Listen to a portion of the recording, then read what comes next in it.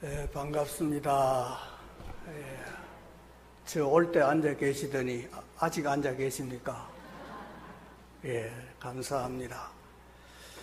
우리 옆 사람과 인사하실 때 우리는 항상 행복한 사람입니다. 왜냐하면 예수 믿는 사람이기 때문에. 시작.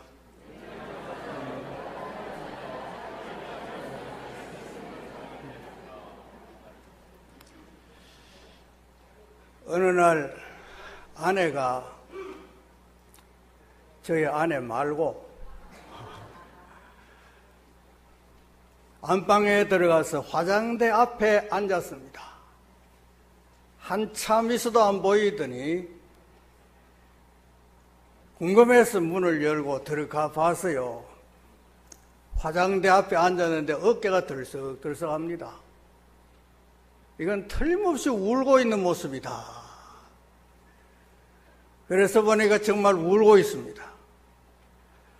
여보, 왜 울고 있냐고 물어봤더니, 여보, 내가 젊었을 때는 참 그래도 예뻤는데 지금 내 모습 화장대 거울을 통해서 보니까 왜 이래 쭈글쭈글해졌는지 모르겠다. 너무너무 실망스러워서 눈물이 저절로 난다 그랬습니다. 이 여인은 70이 넘었는 것 같습니다. 그때 남편이 하는 말이, 여보, 그 울 것도 아니잖소. 날 보고 참아라고. 당신은 어쩌다 거울 보고 당신 모습 그런 걸 보고 실망해서 울지만 나는 당신 얼굴을 매 순간 쳐다보고 살아야 되고 그래도 내가 참고 살아가고 있잖소. 그래서 날 보고 위로받았소. 그렇게 얘기했다는 것입니다. 따라합시다. 늙은 분이 꼭 늙은 말만 하네. 시작. 젊은 사람 이런 말 하면 이해가 안 되지만 늙었으니까. 저도 오늘 아침에 교회 오기 전에, 은퇴하기 전에 설교하던 모습, 그거 캡처해가 놔두고, 은퇴하고 와서 설교한 모습 캡처해가지고 두 개 떡 비교를 해서 집사람에게 보여주면서 어느 게 좋나 그랬더니 역시 시무할 때 얼굴이 좋다 그래요. 아, 늙어가는 거 당연한데, 그러나 우리는 점점 더 힘이 납니다. 왜냐? 따라합시다. 그 사람은 후패하나 속 사람은 날로 새롭도다. 우리 점점 더 이제 주님께로 한 걸음 한 걸음 가까이 나아가게 되는 이것이 우리 믿는 사람들의 행복이라는 것을 깨달으시기를 바랍니다. 저 중세 시대에 수도원 원장의 이야기입니다. 수도원 원장이 수도사로 들어온 사람들을 잘 훈련하고 설교 훈련도 시켜서 드디어 한 사람 한 사람 설교 실습을 하게 했습니다. 한 햇병아리 수도사가 올라가서 설교를 하는데 한참 있더니 하는 말이, 여러분, 내가 지금 무슨 설교를 하려고 하는지 아십니까? 물었습니다. 그랬더니 아무도 모르니까 모릅니다. 그랬더니 나도 몰라요 하고 내려가 버렸습니다. 이 수도 원장이 화가 납니다. 그래서 그 다음에 다시 한번 시켰습니다. 두 번째 도전하는 햇병아리 수도사가 올라가서 하는 말이 또 똑같습니다. 오늘은 내가 무엇을 설교할 것 같습니까? 그랬더니 지난번에 모른다 해서 내려가 버렸는데 이제는 안다고 하자. 그래서 압니다. 그랬더니 알면 됐습니다. 아는데 내가 또 설교할 필요가 뭐 있습니까? 하고 내려가 버렸어요. 이 수도사는 수도 원장은 더 화가 머리 끝까지 났습니다. 네가 이기나 내가 이기나 보자. 그래서 세 번째 또 설교를 시켰더니 이 햇병아리 수도사가 올라가 산업에 똑같습니다. 오늘은 내가 무엇을 설교할 것 같습니까? 이제 앉아있는 분들이 서로 의논했습니다. 반은 안다 하고 반은 모른다 하자. 이래가지고 아는 사람 대답하세요. 예, 합니다. 또 어떤 사람 절반은 모릅니다. 알고 모르고 그러면 됐습니다. 내 설교는 아는 사람이 모르는 사람에게 가르쳐주면 됩니다. 이러고 내려가 버렸습니다. 그때에 모든 사람들이 수도 원장의 눈치를 살핍니다. 어떤 반응을 내놓을까? 근데 수도 원장에 올라가서 마음 참 편하다.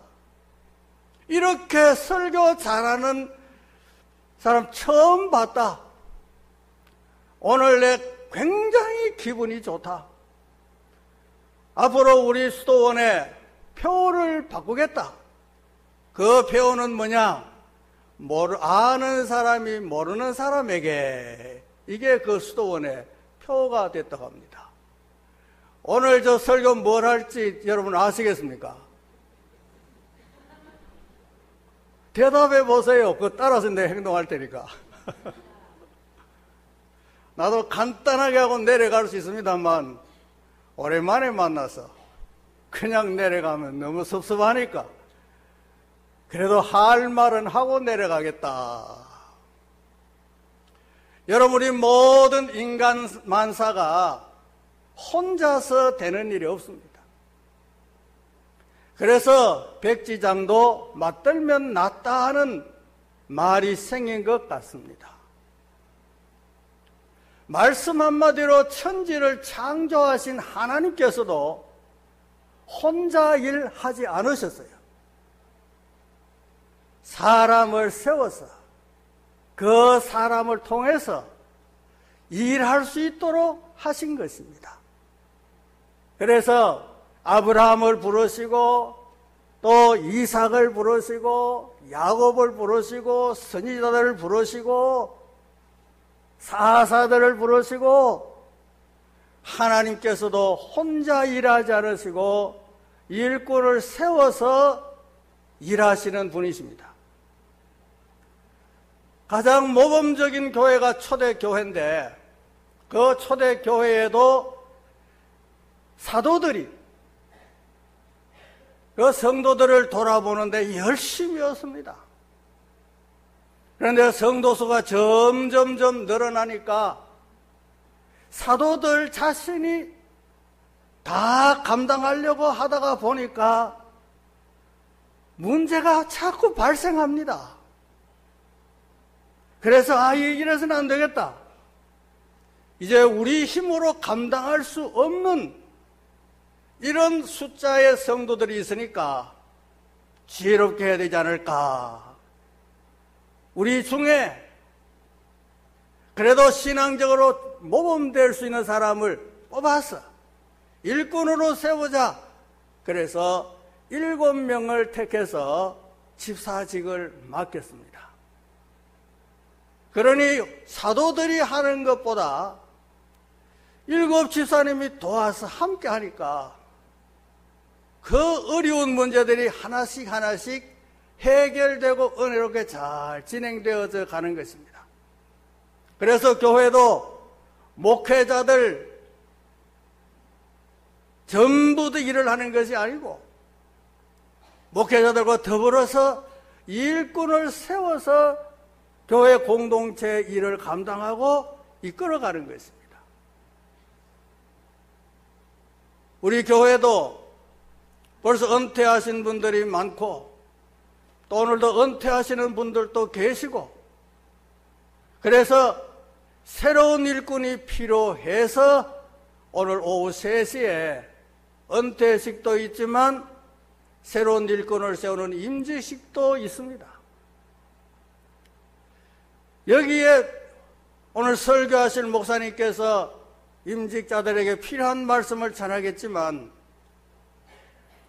저는 오늘 임직 받는 분들만 위한 것이 아니고 이미 임직해서 은퇴받은 분들이나 현재 임직을 받고 일하고 계시는 분이나 또 오늘 임직받는 분들이나 앞으로 임직받을 분들까지 합해서 직분자라는 제목으로 함께 은혜를 나눌까 합니다. 오늘 본문에 있는 말씀 전체를 보면 그 안에 직분자가 해야 할 것이 무엇인가에 대한 자세한 내용들이 거기 다 포함이 되어 있습니다. 첫째는 이 직분은 누가 주시느냐 하는 문제입니다. 상을 받아도 똑같은 상품이지만 누가 주느냐에 따라서 그 가치가 다른 것입니다. 반장이 상 주서 받는 것하고 동장이 주어서 받는 상하고 시장이 주어서 받는 상하고 도지사가 주어서 받는 상하고 올라갈수록 그 상의 무게는 가치는 더 빛나는 것입니다. 그렇다면 우리가 받는 이 직분도 누가 주느냐에 따라서 그 직분의 무게도 그 가치도 중요성도 달라지게 되는 것입니다. 그러면 이 직분은 누가 주느냐? 당회가 결정을 하고 공동의회에서 투표를 하고 선출이 되고 안수위원들이 와서 안수해서 직분자를 세우고 공포는 당회장이 공포하니까 대민교회 당회장이 주는 것이라 시각적으로는 그렇게 보입니다. 그러나 실제적으로는 누가 이 직분을 수여하시느냐? 오늘 12절 말씀 가운데 보니까 나를 능하게 하신 그리스도 예수 우리 주께 감사함은 나를 충성되이 여겨 내게 직분을 맡기심이니. 그리스도 예수 우리 주님께서 직분을 맡기셨다. 할렐루야. 여러분이 직분 받은 것은 모든 권능, 권세, 하늘과 땅의 모든 권세를 가지신 그분, 그리스도 예수님께서 여러분들에게 직분을 주신 줄 믿으시기를 바랍니다. 이보다 더 높은 분 없고, 이보다 더 권세 있는 분 없고, 이보다 더 능력이 있는 분이 없으십니다. 만왕의 왕이신 그리스도께서 우리에게 직분 주셨으니 이 직분이 얼마나 고귀하고 얼마나 가치 있고 얼마나 영광스러운 것인가를 깨달으시기를 주님의 이름으로 축원합니다. 옆 사람 얘기합시다. 아, 그렇구나. 시작. 다 아는 거지만 다시 들어도 재미있지 않습니까? 대중가요 앞에서 가수들이 노래 부르면요, 내가 모르는 노래 부르는 가수는 인기 없습니다. 내가 잘 아는 노래 부르는 가수는 인기가 있어요. 하나님의 말씀도 새롭다 하지만 전에 들었던 말씀이고, 또 아는 말씀을 직접 말씀을 듣는 순간에 또 한번 우리는 마음에 새롭게 느껴지게 되는 걸 믿으시기를 바랍니다. 우리 직분은 하나님께서, 그리스도 예수 우리 주께서 내게 주신 직분인 줄 믿으시기를 바랍니다. 그럼 이 직분은 왜 주시느냐? 그냥 가지고 있으라고, 가지고 놀아라고 주시는 직분이 아니라 분명히 무엇을 하라고 직분을 주시는데, 오늘 본문 말씀 보니까 첫째는 충성하라고 주십니다. 바울은 뭐라고 했느냐? 나를 충성되이 여겨 내게 직분 주셨다. 충성되어서 직분 주신 것이 아니고 충성되이 여겨서 충성한 것에 대한 결과로 직분 주신 것이 아니고 아직은 부족하고 아직은 모자라고 똑같은 내용이네요. 부족하고 모자라고 똑같은 내용인데 그래도 느낌은 다릅니다. 하나님께서 나를 보실 때 부족한 것으로 보십니다. 바울 자신도 고백했습니다. 나는 폭행자요, 핍박자요, 회방자요 이렇게 말하고 있습니다. 이건 언제냐? 예수를 알지 못할 때 그랬다는 얘기입니다. 예수 믿고 나서는 어떠냐? 아마 주님 눈에 확고하게 너는 정말 충성스럽구나 이렇게 말씀하신 것이 아니고 회개하고 예수 믿고 살아가는 바울을 볼 때 우리 주님께서 충성되이 여겨 그런 말을 했습니다. 이건 뭐냐 하면 아직은 부족하지만 그러나 내가 너를 충성되이 여겨서 직분을 주마 그런 말씀 아니겠습니까? 내가 아주 부족한데 충성하다고 여겨주니까 기분 좋습니다. 공부 잘 못하는데 부모가 공부 잘하는 것을 여겨주니까 그래도 기분이 좋습니다. 부모가 이렇게 좋게 여겨주는데 그여갈 수 있겠느냐? 나는 정말 주님 앞에 볼 때 보잘것없는 자인데 직분 주시니까 충성되이 여겨서 직분 주시니까 이 주님을 거역할 수 있겠냐는 것입니다. 결국은 이 말씀은 뭐냐? 충성하라는 말씀인 것입니다. 여러분, 충성이라는 것은 아주 여러 가지로 생각할 수 있겠지만 복잡하게 생각하지도 말고 간단하게 생각하면 받은 것 잘 지켜나가면 됩니다. 내가 맡은 일 잘 이끌어 나가면 되는 겁니다. 내가 맡은 일 그 자리에서 그 일을 꾸준히 진행해 나가면 됩니다. 그래서 죽도록 충성하라. 그래야만 내가 생명의 면류관을 너에게 주마. 이건 변함이 없으라는 말입니다. 저 이태리의 폼페이라는 그 도시의 옛날인데 주변 산에 화산이 폭발해가지고 막 용암하고 거기에 먼지하고 화산재하고 막 떨어지는데 폼페이시 전체를 덮어버렸습니다. 도시가 삽시간에 사라져버렸습니다. 세월이 흘러서 폼페이시를 발굴하기 시작했는데 거기 희한한 모습을 발견했습니다. 한 보초병이 보초선 그 자세로 화석으로 되어 있더라는 것입니다. 이건 뭐냐 하면 화산 폭발했다 할 때 모든 내 살겠다고 자기 살겠다고 막 하던 거 다 집어 던져버리고 자기 살겠다고 도망을 쳐서 제자리에 있지 않는데 이 보초병은 자기 자리에서 재가 날라와도 그냥 서 있고 그 용암이 흘러내려와도 발에 다가와도 그냥 서 있고 왜냐? 내 직분은 이 자리에 서 있는 게 내 직분이니까. 충성이라는 것은 별다른 것이 아니고 자기 자리에 서서 자기 일을 하는 사람이 충성인 것입니다. 지난번에 한번 말씀드렸는데 여러분 다 잊어버리시면 다시 얘기합니다. 옛날에 그 복날 되면 게 잡아먹는데 이 게를 잡을 때 그냥 잡으면 맛이 없답니다. 좀 두들겨 패서 그래 잡으면 참 맛있다는 소리를 듣고 집에 게를 끌고 나와가지고 들판에서 두드리 패기 시작하는데 이놈의 게가 주인을 보고 돌았나?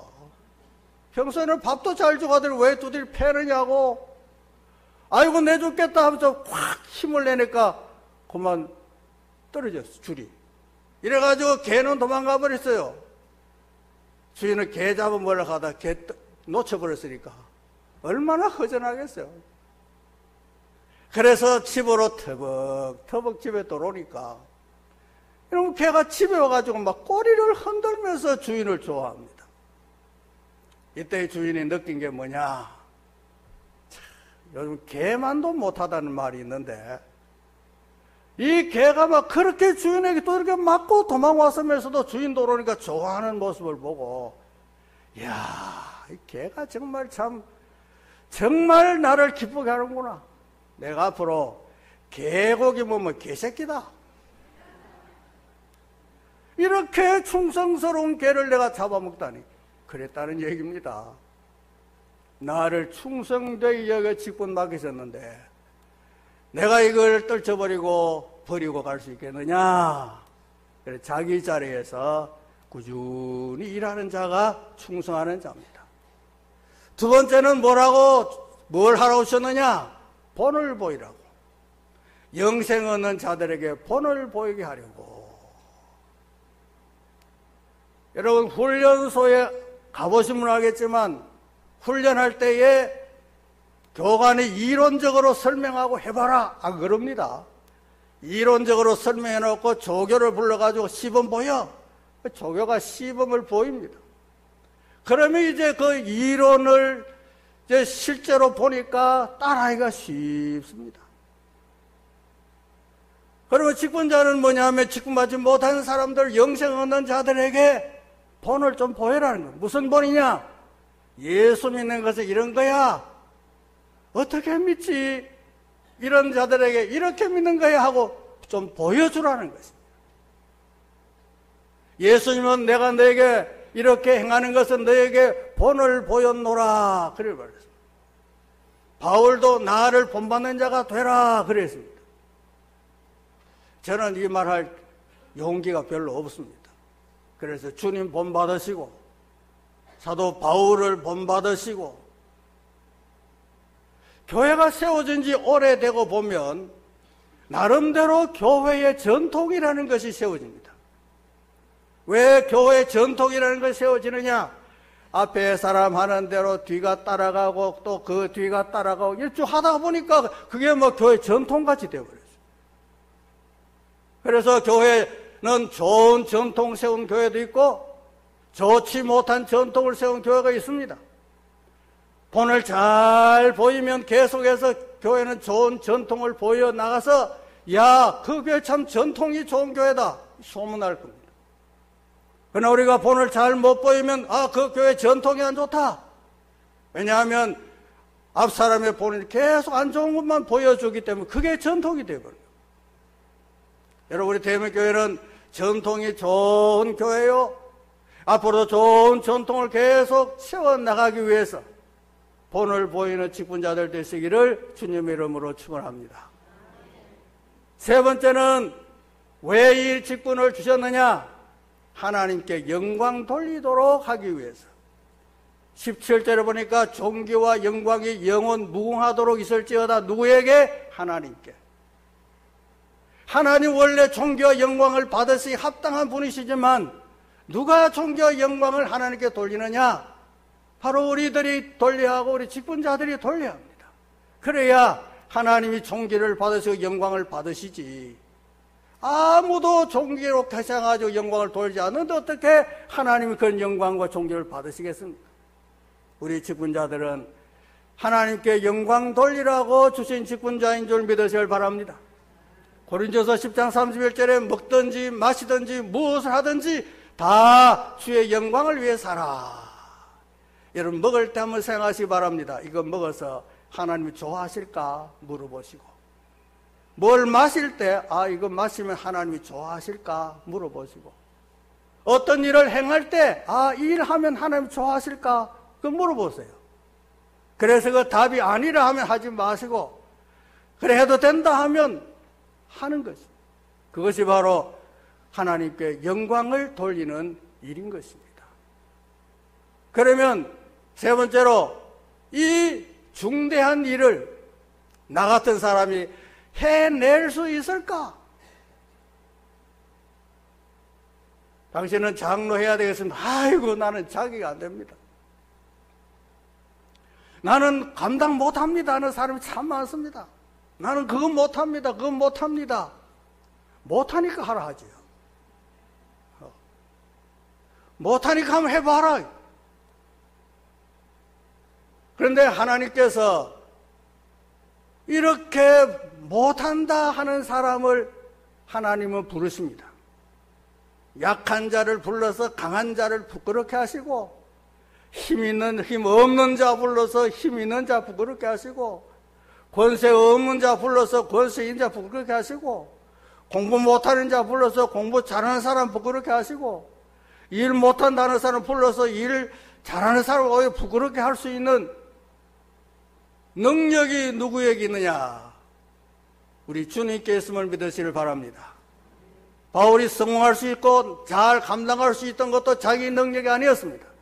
12절을 보니까 나를 능하게 하신 그리스도 예수 우리 주께, 나를 능하게 하신 분이 누구냐? 그리스도께서 나를 능하게 했다는 겁니다. 제가 군 있을 때 저와 같이 신앙식 쭉 해서 이 교회 나오신 분은 벌써 목사님 그 몇 번째 한지 압니까? 나는 다 잊어버렸어요. 이제 처음 하는 것 같이 얘기하겠습니다. 군 제대 말년에 결혼해가지고 2월 말에 결혼해서 8월 달에 제대해가지고 9월 달에 상남교회 담임 전도사로 갔습니다. 28살이고 이제 결혼한 상태고, 그것도 신학교 2학년 복학해가지고 나이 많으신 목사님, 나이 많아서 목사님이 심하다가 은퇴하고 나간 그 자리에 아직 목사도 못된 내가, 신학교 졸업도 못한 내가 그 전도사 담임 전도사로 갔거든요. 저 혼자 그 교회를 맡아서 하는 일이 여러분 쉽겠습니까? 참 지금 생각하면 참 무식하면 용감하다더니 정말 용감 하나는 막 끝내준다. 그래서 설교를 하는데 실수도 많이 했어요. 그런데도 뭐 실수도 대수롭게 받아주더라고요. 예배도 안 마치는데 나오라 해가지고 하면 소동도 한 벌렸지 뭐. 그런데 거기 5년 동안 사역하고 울산중앙교로 갔는데, 그때 교회가 쫓아내서 간 게 아니고 나도 좀 배워야 되겠다 그래서 나왔는데, 여러분 거기서 내가 깨달은 게 뭐냐? 하나님이 감당할 수 있게 하시는구나. 할렐루야. 내가 받아서 거기 들어가면 할 수 있도록 하나님이 해 주시는구나. 그래서 하나님은 성령을 통해서 우리를 깨워주시는 겁니다. 성령이 서성되셔서 진리를 가르치시고, 성령이 서성되셔서, 나는 부족하지만 성령이 서성되셔서 나를 깨워줘 주시고 가르쳐 주시고, 나이는 적지만 할 수 있도록 능력을 주신다는 거예요. 그래서 여러분 오늘 내가 직분 받아서 감당하겠느냐 하고 낙심하지 마시고, 능력 주시는 이는 우리 주님이시다. 할렐루야. 그래서 여러분 주님 능력 주실 믿으시고 기쁨으로 직분 받으시면 되고, 우리 기쁨으로 직분 감당해 나가면 되겠습니다. 그러면 이 직분을 어떤 자세로 해야 되느냐? 여러분 자세가 중요합니다. 그래서 저는 우리 집사람에게 걸음 걷는 자세 늘 지적받습니다. 왜 다리를 쭉 벌려서 걷느냐고. 여러분 이게 제일 안전한 걸음입니다. 내가 지게지고 산에 올라갔다 내려오면요 11자 걸음 힘들어요. 이렇게 걸으면 얼마나 안전한지 모릅니다. 그래서 인생을 안전하게 걸으려면 이래 팔자 걸음을 걸어야 된다. 이 사람은 늘 그렇게 얘기합니다만 자세가 중요합니다. 직분을 가지고 충성하는 자세가 어떤 자세냐? 오늘 보면 두 가지를 말하고 있습니다. 첫째는 겸손의 자세를 유지하라. 여러분 사람이 살다 보면 참 겸손하기도 참 어렵습니다. 보잘것없는데도 왜 자꾸 교만해지려고 하는지 모르겠어요. 나는 잘나지 못했는데도 왜 다른 사람을 자꾸 무시하려고 하는 생각이 있는지 모르겠어요. 바울은 얼마나 겸손한지 자기 자신에 대해서 나는 핍박자요, 폭행자요, 회방자요, 죄인 중에 나는 괴수다. 자기 자신을 이렇게까지 말할 수 있는 사람, 용기 대단합니다. 이건 바로 자기 자신은 겸손한 가장 밑바닥에서 직분을 수행한다는 자세가 아니겠습니까? 우리는 여러 가지 여건이 좋아질수록 점점 더 겸손해야 되는 것입니다. 교만하면 주변에서 사람이 자꾸 떠나가요. 아, 당신하고 상대 못하겠다. 자꾸 떠나갑니다. 그러나 겸손하면 사람들이 자꾸 모여드는 겁니다. 이 직분자도 사람과 더불어 함께 일하는 자들이기 때문에 교만한 자세로 일하면 함께 협력할 사람이 줄어듭니다.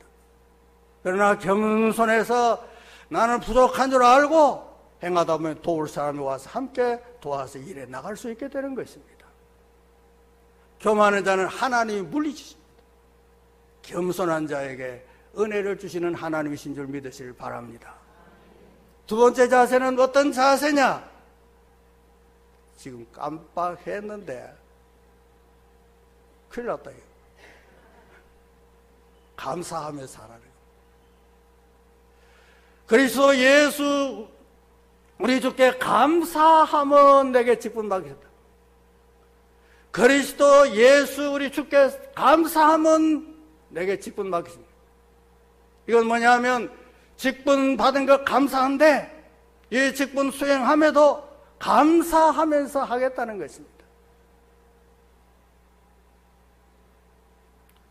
저 외국에 있었던 일인데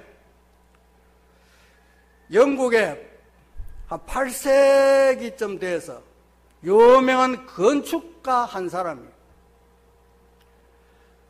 저 바오로 대성전을 건축하는 현장에 갔습니다. 일하는 사람들을 가만히 지켜보긴데 채석장에 가서 일하는 사람이 있습니다. 세 사람이 있습니다. 한 사람 물어봤습니다. 당신은 무슨 일을 하고 있어? 예, 나는 지금 6자 되는 이 돌 덩어리를 석자 길이로 짧게 만드는 작업하고 있습니다. 이렇게 얘기했습니다. 또 한 사람이 물었습니다. 당신은 왜 일을 하는가? 하니까 입에 풀칠을 하기 위해서 왔습니다. 내가 지금 이 일을 한 지가 벌써 여러 해 되었습니다. 하면서 불평을 늘어놓습니다. 또 한 사람에게 당신은 왜 일을 하십니까? 물어보니까 나라는 사람을 바오로 대성전을 건축하는 이 일에 돌 작업할 수 있는 일꾼으로 불러주신 것이 얼마나 감사한지, 대성전 건축하는데 내가 이바지할 수 있다는 게 얼마나 고마운지 모르겠어요. 첫째 사람은 아무 의미 없이 일하는 사람, 둘째 사람은 불평하면서 일하는 사람, 세 번째 사람은 감사하면서 일하는 사람. 어느 사람이 주인을 기쁘시게 할까? 감사하면서 하는 일입니다. 우리는 이 직분 가지고 세상 떠나는 날까지 우리는 감사하면서 직분을 감당해야 되겠습니다. 저 유럽에 상인 한 사람이 남아프리카 공화국에 여행을 갔는데 그 어느 마을에 들어가서 집에 들어가 보니까 선반이 있는데 거기에 뭔가 빛이 나는 물체가 있어요. 가만히 보니까 이건 보통 돌이 아닙니다. 그래서 주인을 불러서 이 돌은 누구 겁니까? 우리 아들 겁니다. 왜 돌 여기 놔뒀어요? 우리 아들 장난감입니다. 그래요? 내가 좋은 장난감 하나 사줄 테니까 이건 내 주시겠습니까? 우리 아들도 좋아할 겁니다. 가져가세요. 그래서 참 멋진 장난감 하나 탁 사주고 그 돌을 가져왔습니다. 팔았는데 얼마나 되냐? 1억 5천만 원 받았습니다. 장사 될 만하죠? 장난감 하나 사주고 1억 5천만 원. 이건 뭐냐? 가치를 알지 못하는 사람은 아무것도 아니다. 가치를 아는 사람이 대단한 일이다. 여러분, 직분자도 에이, 이거 없으면 편할 건데 가치 없이 생각하지 마시고, 우리 주님께서 주신 직분이니까 이 다이아몬드보다 더 귀한 줄 믿으시기를 바랍니다. 이 직분을 잘 감당하는 자들에게 어떤 은혜를 주느냐? 감당하고 있는 동안에도 넘치도록 믿음과 사랑과 함께 넘치도록 은혜를 주셨다. 할렐루야. 우리는 은혜가 넘치는 삶을 살아갈 수 있다고 했습니다. 모든 직분자들은 누가 직분 주셨느냐? 그리스도 예수 우리 주님께서 내게 직분 주셨다. 왜 이 직분 주셨느냐? 충성하고 또 다른 사람에게 본을 보이고 하나님께 영광을 돌리라고 주신 것입니다. 내가 이 일을 감당할 수 있을까? 감당할 수 있습니다. 내게 능력 주시는 자 안에서 내가 모든 것을 할 수 있다고 할 수 있습니다. 그럼 어떤 자세로 하겠느냐? 겸손과 감사의 자세로. 왜 그러냐? 이 직분이 귀하기 때문에. 기도하겠습니다. 하나님 아버지,